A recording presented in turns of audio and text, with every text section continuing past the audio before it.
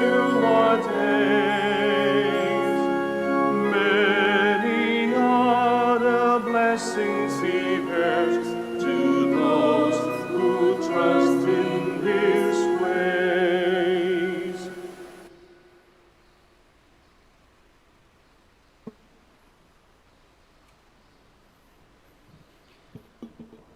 We are gathered in the name of the Father, and of the Son, and of the Holy Spirit. Amen. The grace of our Lord Jesus Christ, and the love of God, and the communion of the Holy Spirit be with you all. And with your spirit. My dear brothers and sisters, today we are celebrating the memorial of Saint John Macias, a Dominican friar and religious. And as we prepare ourselves to celebrate these sacred mysteries, let us call to mind our sins and ask God for pardon and forgiveness. All together, I I confess to Almighty God and to you, my brothers and sisters, that I have greatly sinned in my thoughts and in my words, in what I have done and in what I have failed to do, through my fault, through my most grievous fault. Therefore I ask Blessed Mary, ever Virgin, all the angels and saints, and you, my brothers and sisters, to pray for me to the Lord our God. May Almighty God have mercy on us, forgive us our sins, and bring us to everlasting life. Amen. Lord, have mercy. Lord, have mercy. Christ, have mercy. Christ, have mercy. Lord, have mercy. Lord, have mercy. Let us pray. Just and merciful God, your love prompted our brother John Macias to become the servant of all. By his example and prayers, draw us into the mystery of your goodness, so that we too may serve our sisters and brothers. We ask this through our Lord Jesus Christ, your Son, who lives and reigns with you in the unity of the Holy Spirit, one God, forever and ever. Amen. Please be seated. A reading from the first letter of St. Paul to the Corinthians. Brothers and sisters, if Christ is preached as raised from the dead, how can come some among you say, there is no resurrection of the dead? If there is no resurrection of the dead, then neither has Christ been raised. And if Christ has not been raised, then empty too is our preaching, empty too your faith. Then we are also false witnesses to God, because we testified against God that he raised Christ, whom he did not raise, if in fact the dead are not raised. For if the dead are not raised, neither has Christ been raised. And if Christ has not been raised, your faith is vain. You are still in your sins. Then those who have fallen asleep in Christ have perished. If for this life only we have hope in Christ, we are the most pitiable people of all.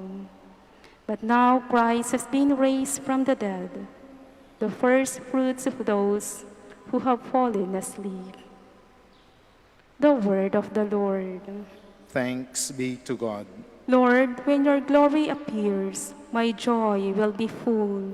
Lord, when your glory appears, my joy will be full. Hear, O Lord, a just suit. Attend to my outcry. Hearken to my prayer from lips without deceit. Lord, when your glory appears, my joy will be full. I call upon you, for you will answer me, O God.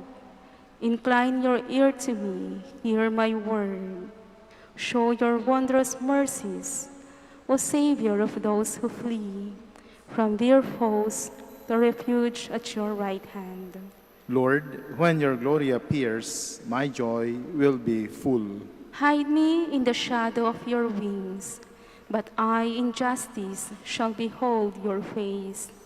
On waking, I shall be content in your presence. Lord, when your glory appears, my joy will be full. Please stand.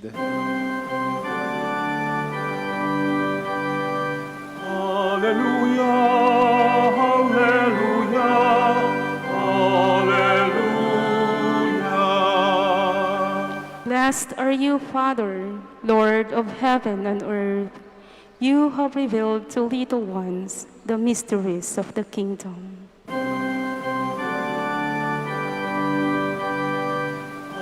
Hallelujah, hallelujah, hallelujah. The Lord be with you. And with your spirit. A reading from the Holy Gospel according to Luke. Glory to you, O Lord. Jesus journeyed from one town and village to another, preaching and proclaiming the good news of the kingdom of God. Accompanying him were the 12, and some women who had been cured of evil spirits and infirmities. Mary, called Magdalene, from whom 7 demons had gone out. Joanna, the wife of Herod's steward Chuza. Susanna, and many others, who provided for them out of their resources. My dear brothers and sisters, the gospel of the Lord. Praise to you, Lord Jesus Christ. Be seated. Ayon sa artistang si Audrey Hepburn, sabi niya, I believe that happy girls are the prettiest girls. Siya ay naniniwala na ang masasayang kababaihan ay ang pinakamagagandang babae. Yung mga babae po ba dito, kayo po ba'y masaya? Nakikita po kasi ang gaganda po ninyo. No? Kahit po merong face mask ang inyong mga mukha, kitang-kita sa inyong mga mata ang ganda ng inyong, hindi lang inyong itsura, no? Pati ang inyong mga kalooban. Kaya ang babae daw na masaya ay lumalabas ang kagandahan. Kung susuriin natin ayon sa psychology, ang majority ng mga babae ay heart-centered o emotional. Madali sa mga kababaihan ipakita ang kanilang nararamdaman. Kaya pag masaya sila, sila ay lalong gumaganda sa paningin ng iba. No? Kaya yung mga kababaihan dito, no? Laging maging masaya, huwag sisimangot, no? Nakakapangit po. Bakit po ko po ito nasabi? Dahil sa Ebanghelyo sa araw na ito, kahit na maiksi lamang, ay ating masusuri ang mga tauhan dito ay mga kababaihan. No? Narinig niyo po yung mga pangalan na nabanggit. Kasi madalas sa ating mga ebanghelyo, sa ating mga binabasa ay parating kalalakihan ang nababanggit. Si Jesus, ang mga apostoles, at yung iba pang mga disipulo. Pero sa araw na ito, binigyang halaga ang mga kababaihan. Pinahalagahan sa ebanghelyo natin ang gampanin ng mga kababaihan. Sa ating mundo ngayon, madami ng bagay ang kayang gawin ng mga babae na noong unang panahon ay mga lalaki lamang ang gumagawa. Katulad ng pagdadrive, no? Maraming drivers na babae ngayon. Bodybuilders, no? Nakakahiya, minsan nakakatabi akong babae, mas malaki pa yung muscle sa akin. Pagkukumpuni ng bahay, pagtatrabaho sa opisina at marami pang iba. Madami nga ngayon ay mga single parents, no? Marami akong kakilala, single parents. Sila lang yung tumataguyod mag-isa sa kanilang anak. Pero ganun pa man, napapalaki nila ng mabuti yung kanilang anak. Kaya minsan lang, nada-downplay ang mga role ng mga kababaihan. At ang nakakalungkot isipin, kadalasan ng mga babae pa ang mas malakas ang paninindigan kung ating mapapansin. Tignan na lamang natin ang ating mga ina. Katulad ko po, no? Ako po'y lumaki na napapalibutan ng mga babae. Sa aming pamilya, ako lamang po ang, bukod sa aking tatay, no? Ako po'y yung kaisa-isang lalaking anak. Ako po'y napaligiran ng mga babae, ang aking nanay at ang aking 3 babaeng kapatid. Kaya masasabi ko po na talagang naging malaki ang parte sa buhay ko ang mga kababaihan sa aking buhay. Lalong-lalo na sa aking nanay na sasabihin natin siya ang nagbigay sa akin ng strength and courage. No? Siya yung sa kanyang tatag, sa kanyang pagiging matapang, naitaguyod niya kaming mga anak niya. Well, of course, katulong yung aming tatay. Para sa akin, siya yung pinakamatatag na babae. Kaya hanggang ngayon, kahit wala na yung tatay ko, yung nanay ko na lamang ang nabubuhay, siya pa rin yung nag-aalaga sa kanyang mga apo. No, tuwing tatawag ako sa kanila, kinakamusta ko sila, lagi kong kumukuha sa kanila ng lakas. Tuwing ako'y nagkakaroon ng krisis sa aking bukasyon, o kaya ako'y nagkakaroon ng problema, o ako'y nalulungkot, tinatawagan ko yung aking nanay upang sa ganun, mabigyan ako ng lakas sa aking mga panahon na ako'y nakakaramdam ng panghihina. No? Tatawagan ko siya, papakita niya yung mga pamangking kong bata, no? And they make me happy. Kaya nga sa aking palagay, ang mga kababaihan din, dahil nga expressive sila, nagiging contagious ang kanilang energy na sa kanilang pagbibigay ng suporta sa iba. Para sa akin, yun ang munting mission ng aking nanay at ng aking mga kapatid. No? Yung pagsuporta sa akin, lalong-lalo sa aking pagpasok sa pagiging pari. Minsan sinasabi lang namin na, katulad nung sa aking pamangkin, no? Tatawagan ko siya, sasabihin nga, make Tito happy. No? Ilalabas niya ngayon yung nguso niya, magngunguso siya. Kaya napapasaya niya ako kahit sa mga ganung bagay.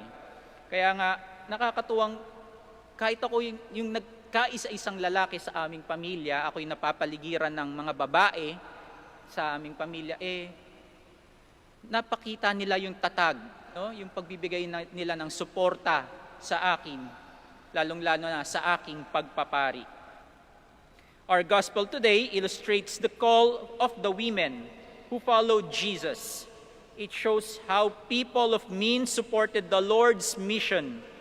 Jesus and the Christian community depended on the generosity of people to sustain its mission. In what ways do we support the mission of the church? No, yung mga kababaihan dito, mas marami yung mga babae, napapansin ko. Tanungin ninyo yung inyong mga sarili.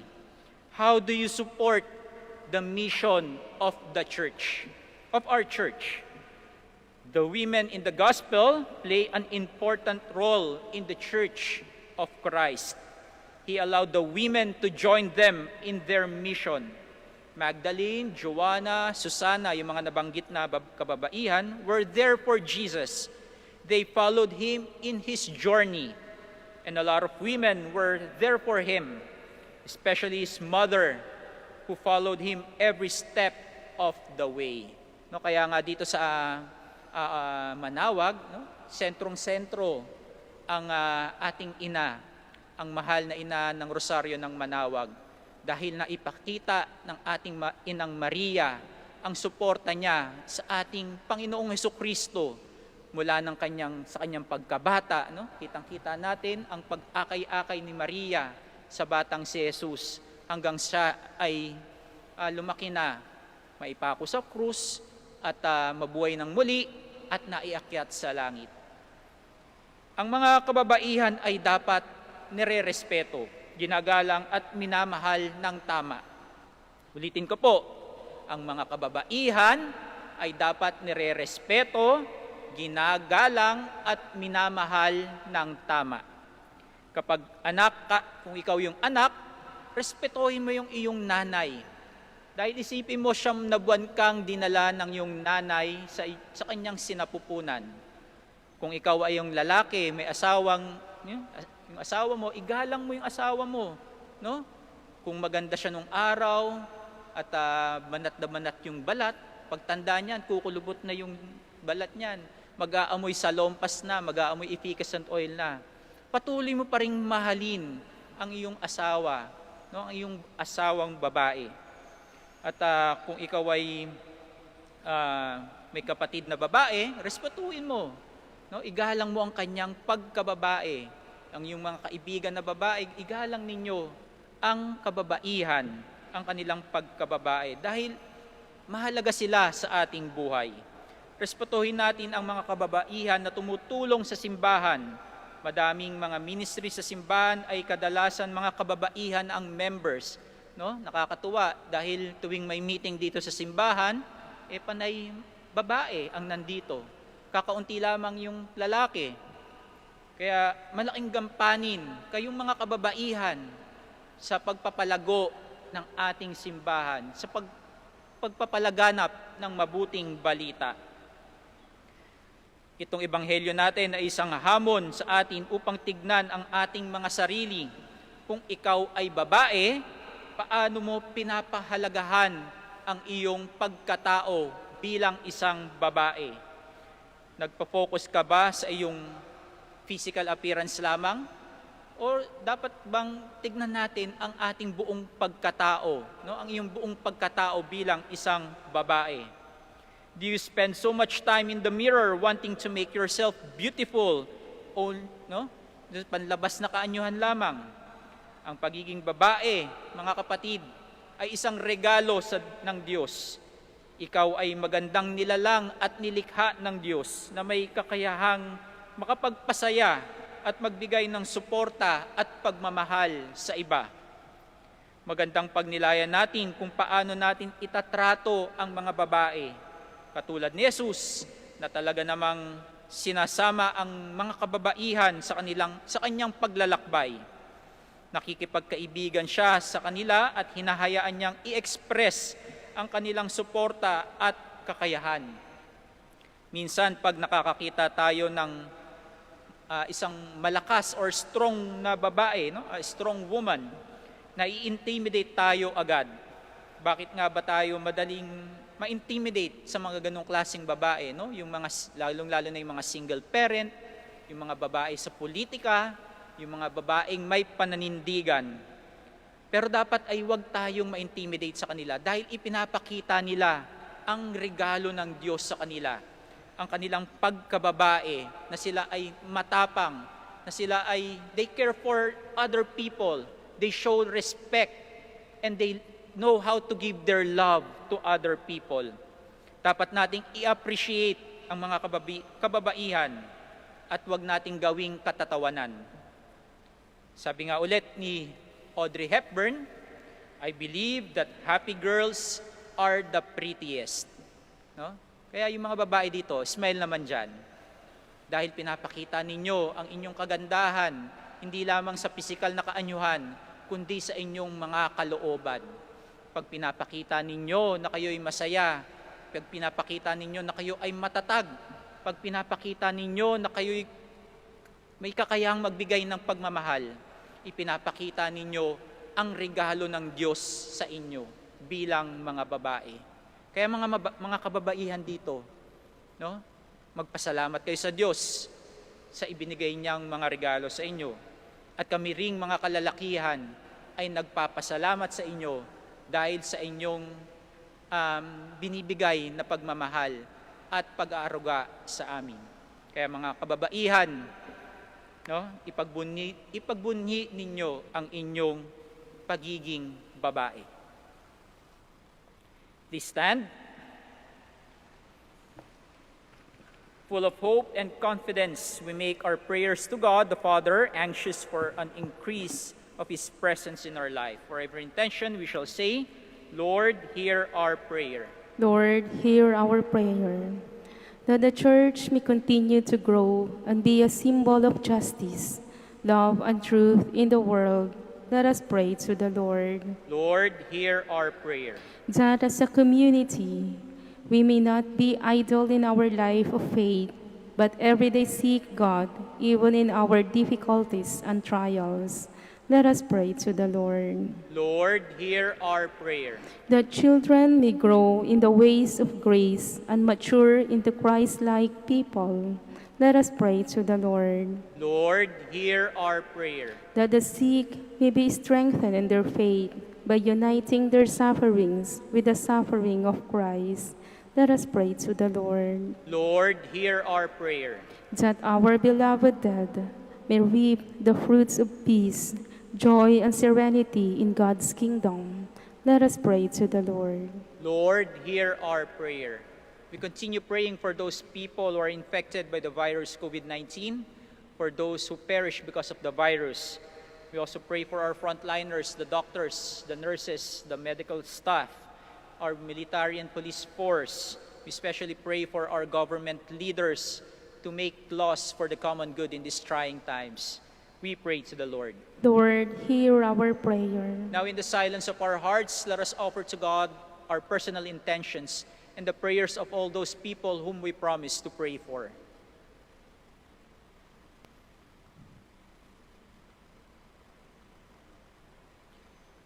Heavenly Father, help us grasp the importance of the time in which we are living. Open our hearts to your word so that we may always bear fruit.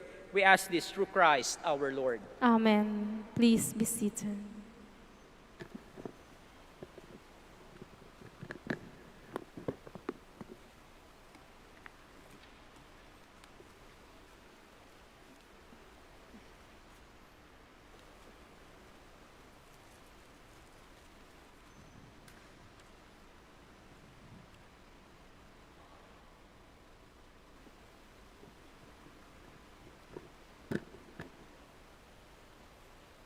Blessed are you, Lord God of all creation, for through your goodness we have this bread we offer you. Fruit of the earth and work of human hands, it will become for us the bread of life. Blessed be God forever.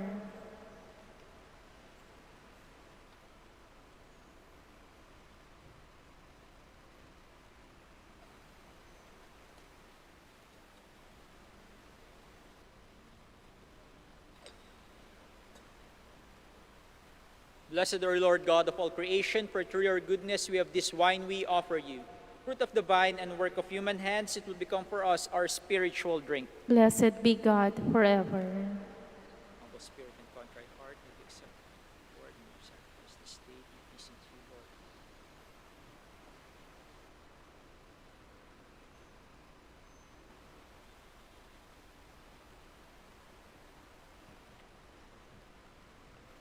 Please stand. Pray, my brothers and sisters, that my sacrifice and yours may be acceptable to God, the Almighty Father. May the Lord accept the sacrifice at your hands for the praise and glory of his name, for our good and the good of all his holy church. Lord, on this feast of our brother John Macias, accept the gifts of your people. As we celebrate the love of your Son, may we grow in love for you and for our sisters and brothers. We ask this through Christ our Lord. Amen.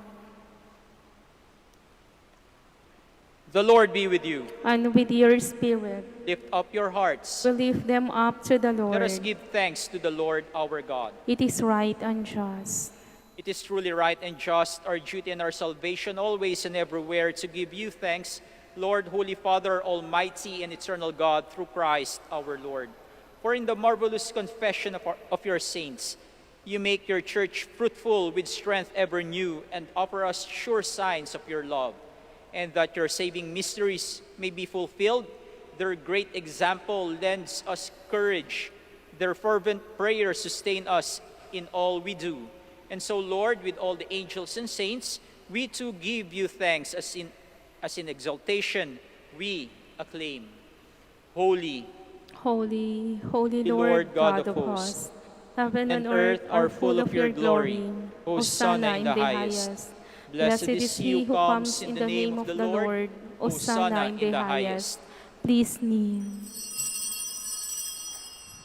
you are indeed holy, O Lord, the fount of all holiness. Make holy, therefore, these gifts, we pray, by sending down your Spirit upon them like the dewfall, so that they may become for us the body and blood of our Lord Jesus Christ. At the time he was betrayed and entered willingly into his passion, he took bread and giving thanks, broke it, gave it to his disciples, saying, "Take this, all of you, and eat of it, for this is my body, which will be given up for you."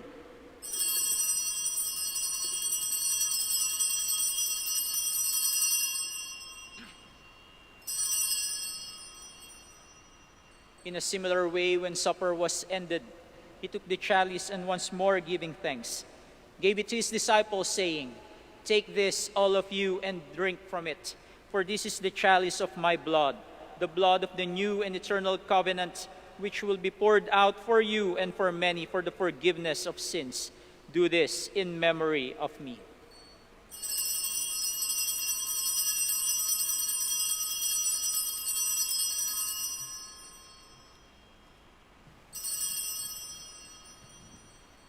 The mystery of faith.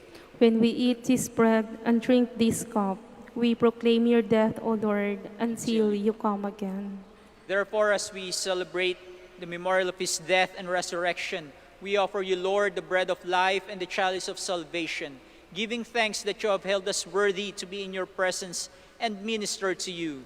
Humbly we pray that, partaking of the body and blood of Christ, we may be gathered into one by the Holy Spirit.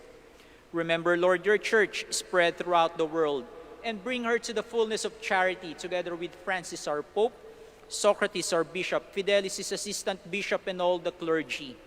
Remember also our brothers and sisters who have fallen asleep in the hope of the resurrection, and all who have died in your mercy.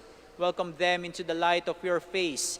Have mercy on us all, we pray, that with the Blessed Virgin Mary, Mother of God, with Saint Joseph, her most chaste spouse, with the blessed apostles, with Saint John Masia, Saint Dominic, Saint Catherine, and all the saints who have pleased you throughout the ages, we may merit to be co-heirs to eternal life, and may praise and glorify you through your Son, Jesus Christ.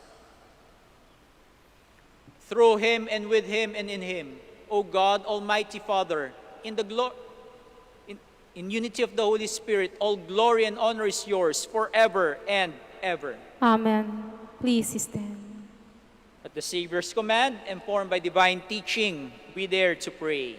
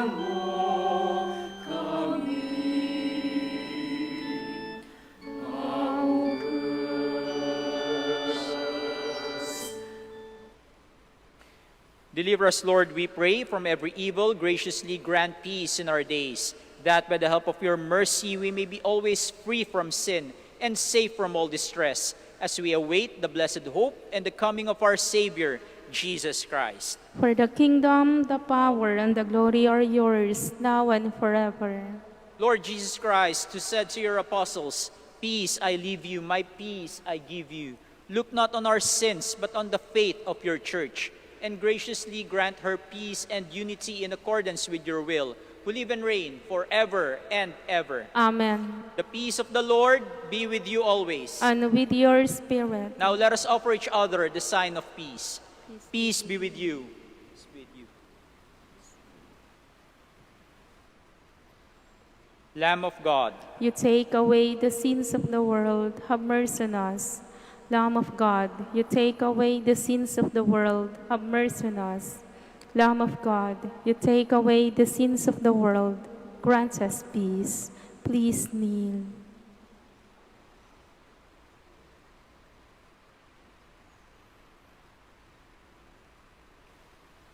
My dear brothers and sisters, this is Jesus Christ, the Son of Mary. He is the Lamb of God who takes away the sins of the world.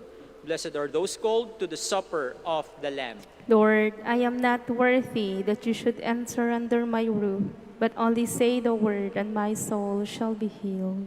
May the body and blood of Christ keep me safe for eternal life.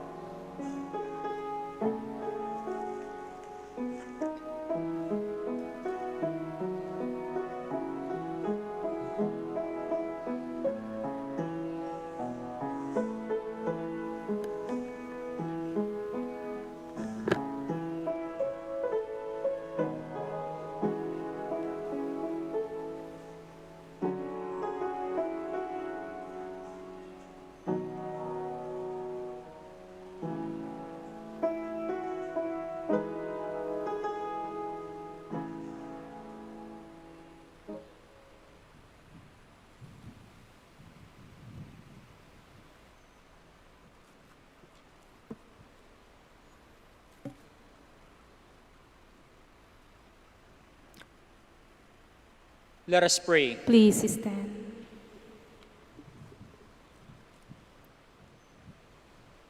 Lord, on this feast of our brother John Macias, we have celebrated this sacrament of our salvation. May your grace be strength for us in the service of our people. We ask this through Christ our Lord. Amen. We shall now pray the Oratio Imperata. Please kneel. All together we pray. God our Father, we we come to you in our need to ask your protection against the COVID-19 that has claimed lives and has affected many. We pray for your grace for the people tasked with studying the nature and cause of this virus and its disease, and of stemming the tide of its transmission. Guide the hands and minds of medical experts that they may minister to the sick with competence and compassion, and of those governments and private agencies that must find cure and solution to this pandemic. We pray for those afflicted. May they be restored to health soon. Grant us the grace to work for the good of all and to help those in need. Grant this to our Lord Jesus Christ, your Son, who lives and reigns with you in the unity of the Holy Spirit, God, forever and ever. Amen. Mary, help of all Christians. Pray for us. Saint Raphael the Archangel. Pray for us. San Roque. Pray for us. San Lorenzo Ruiz. Pray for us. San Pedro Calungsod. Pray for us. Please be seated for the announcement. There are devotees of Our Lady of the Rosary of Manaoag. The Dominican community of the Minor Basilica of Our Lady of the Rosary of Manaoag is pleased to inform you that the October Feast of Our Lady of the Rosary of Manaoag will be on October 4, 2020, first Sunday of October. Novena Masses will be scheduled at 6 a.m., 8 a.m., 10 a.m., 12 noon, and 5 p.m. from September 25 to October 3, 2020. Additional Mass at 3 p.m. on September 27, Sunday. We invite you to participate in these Novena Masses and be one with us in expressing our devotion to Our Lady of the Rosary of Manaoag. If you wish to sponsor one or several of the Novena Masses, you may fill up the form at the counters for Masses and submit it with your donation, where you will be provided with an acknowledgement receipt. Or you may visit our website, manaoagbasilica.org, for online pamisa, where online and other options for donation will be available. All names of donors and sponsors will be included in the electronic souvenir program. Thank you very much for your continued support. God bless you. Please stand. Maraming salamat po sa inyong pakikisa sa ating banal na misa. The Lord be with you. And with your spirit. And may Almighty God bless you, the Father, the Son, and the Holy Spirit. Amen. The Mass is ended. Go in peace. Thanks be to God. We shall now pray the prayer for the blessing of the sick and prayer for the blessing of rosaries and other religious articles. Our help is in the name of the Lord, who made heaven and earth. Let us pray. God, our Almighty Father, by your blessing, you give us strength and support in our frailty. Turn with kindness toward our sick brothers and sisters. Free them from all illness and restore them to good health. Through the intercession of Our Lady of the Rosary of Manaoag, so that in the sure knowledge of your goodness, they will gratefully bless your holy name. We ask this through Christ our Lord. Amen. In memory of the mysteries of the life, death, and resurrection of our Lord Jesus Christ, and to the honor and glory of the Blessed Virgin Mary, Mother of Christ, Mother of the Church, Our Lady of the Rosary of Manaoag, may these rosaries, images, candles, oils, and other religious articles, and all the devotees of our Blessed Mother be blessed and made holy, in the name of the Father, and of the Son, and of the Holy Spirit. Amen. Amen.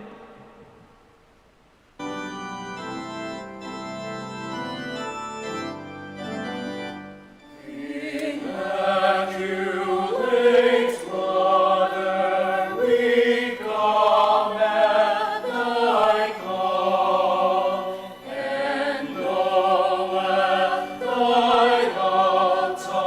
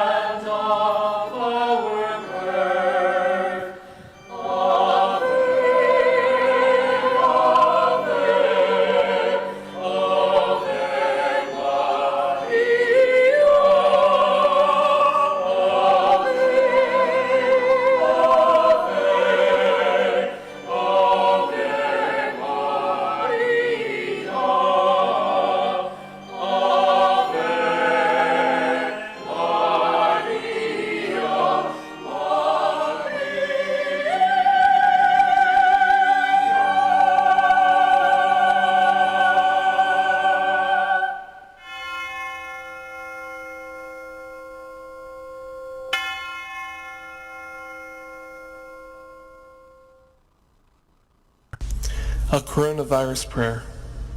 In the name of the Father, and of the Son, and of the Holy Spirit. Amen.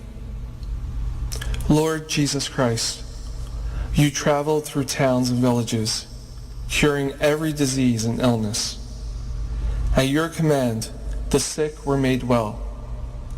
Come to our aid now, in the midst of the global spread of the coronavirus, that we may experience your healing love. Heal those who are sick with the virus. May they regain their strength and health through quality medical care. Heal us from our fears, which prevents nations from working together and neighbors from helping one another. Heal us from our pride, which can make us claim invulnerability to a disease that knows no borders. Lord Jesus Christ, healer of all, stay by our side in this time of uncertainty and sorrow. Be with those who have died from the virus. May they be at rest with you in your eternal peace. Be with the families of those who are sick or who have died. As they worry and grieve, defend them from illness and despair. May they know your peace. Be with the doctors, nurses, researchers, and all medical professionals who seek to heal and help those affected and who put themselves at risk in the process. May they know your protection and peace. Be with the leaders of all nations. Give them the foresight to act with charity and true concern for the well-being of the people they are meant to serve. Give them the wisdom to invest in long-term solutions that will help prepare for or prevent future outbreaks. May they know your peace as they work together to achieve it on earth. Whether we are home or abroad, surrounded by many people suffering from this illness, or only a few, Lord Jesus Christ, stay with us as we endure and mourn, persist and prepare. In place of our anxiety, give us your peace. Lord Jesus Christ, heal us. In the name of the Father, and of the Son, and of the Holy Spirit. Amen.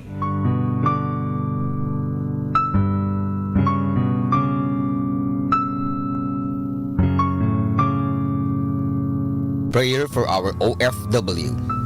Lord Jesus, we put ourselves at the foot of your holy cross with Our Lady of the Rosary of Manaoag, as we acknowledge that we are nothing without you, and by your death you have redeemed the world. We believe in faith that nothing is impossible with you.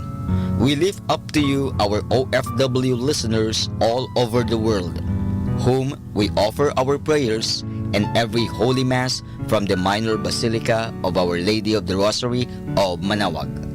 Lord, words cannot describe and express what they are sacrificing, our home that is causing heartaches and loneliness, that they are at a loss on what to do. Grant them the power and strength from the Holy Spirit to succeed and to be blessed in this chapter and mission in their life. Guide, inspire, and lead them to believe in faith that you will never forsake nor abandon them in their hours of need. Be with them always, especially for those OFW who are staying in places where they are not allowed to worship and pray for you. Make their bodies, minds, and spirit be your temple. Our Lady of the Rosary of Manaoag, you are always sensitive to their needs. You know what is in their minds, heart, and their condition in life. We love you, as we ask you to cover them, their families, loved ones, and friends with your mantle of love and protection. We ask all of this in the name of Jesus, through the intercession of Our Lady of the Rosary of Manaoag. Amen.